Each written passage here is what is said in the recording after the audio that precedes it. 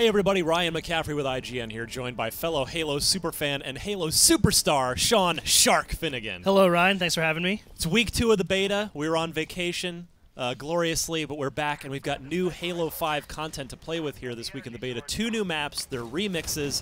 Here we're looking at Eden, which compared to Empire in week 1, interestingly, Empire is actually a remix of Eden. Eden is the original map, so we're looking at Eden here, and we're watching you play.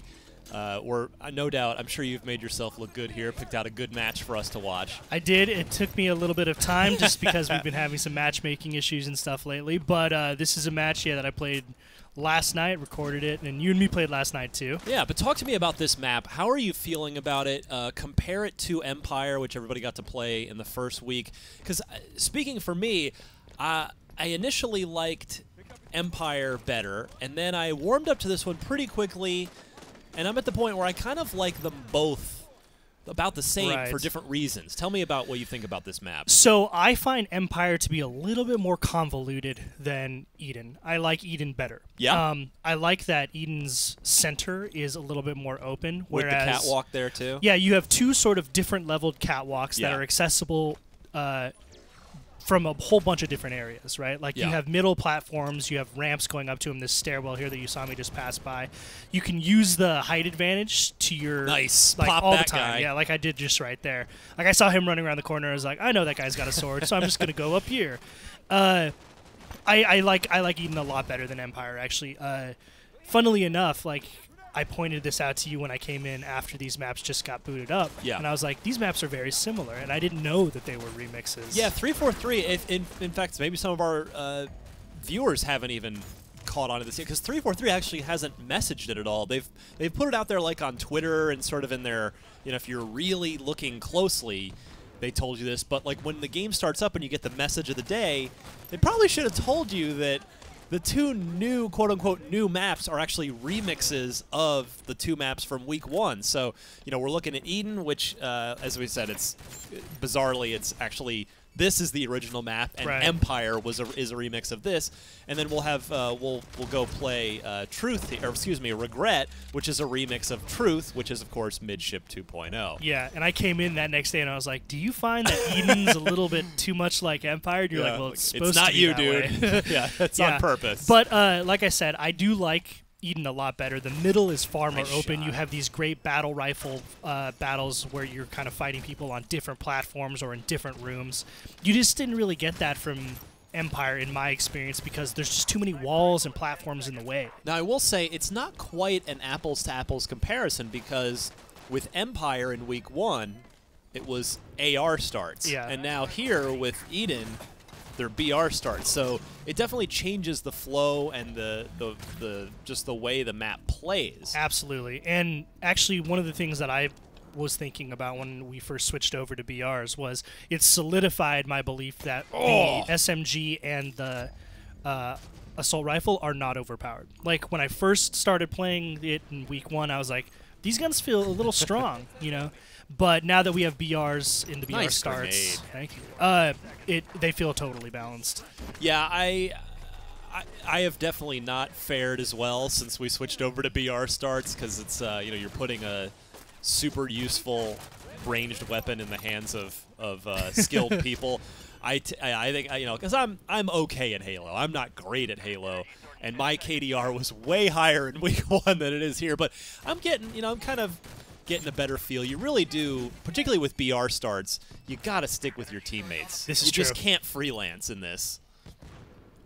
One of the problems that I have is I'm too much of a Halo hero, which is like I try and do everything by myself.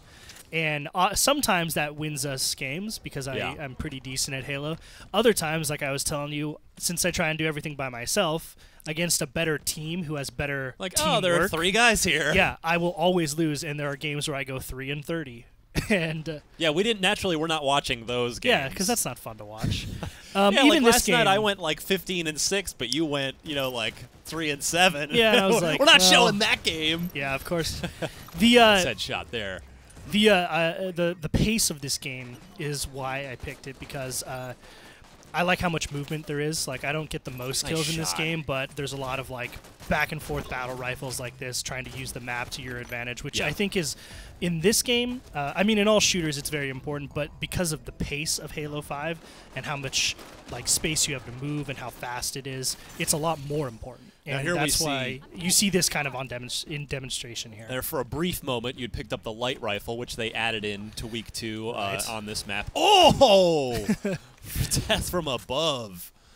That was nice, but should have used my little ground pound there. Yeah, that would have been a perfect place for it.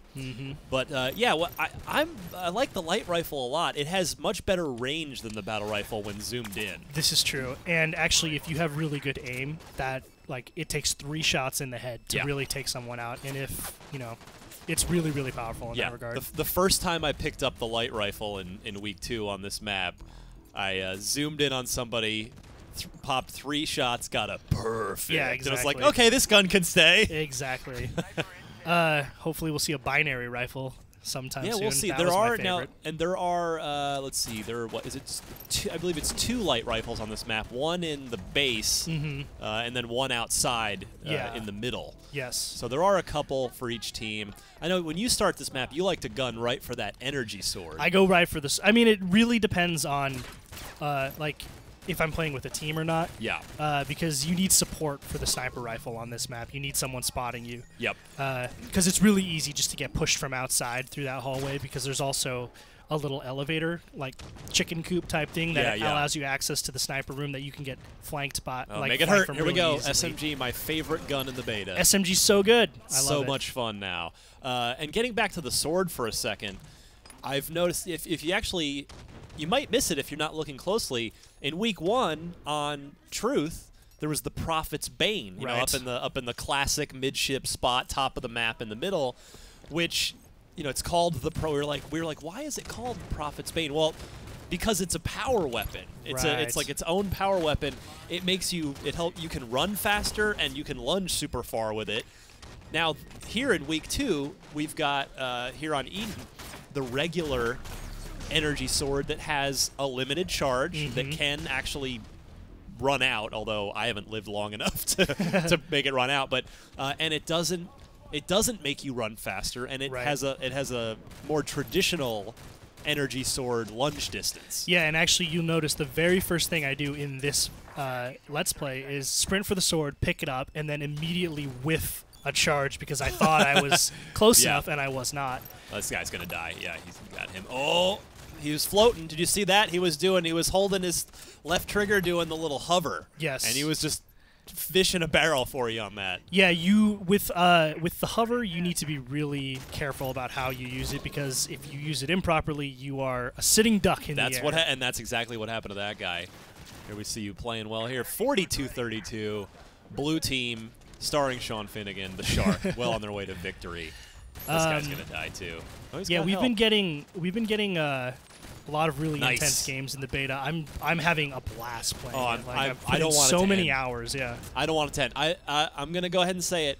Best Halo beta ever. Oh, between definitely. 3 and Reach and this. Now, great, there's a lot more content in this beta than there was in those, but just the gameplay, the flow. I mean, I'm not saying the game's necessarily better than Halo 3.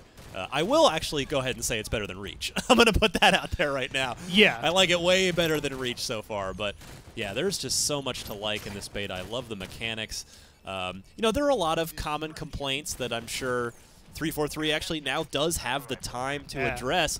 Things like you know, being able to make it's hard to see the blue team. Yes, that's one thing that's really actually everybody's. Yeah, it's like not like a good amount of people have said that it's difficult to see the blue team on this map. It is, just because like the skybox on the outer level is hard. In the back for the finish. So yeah.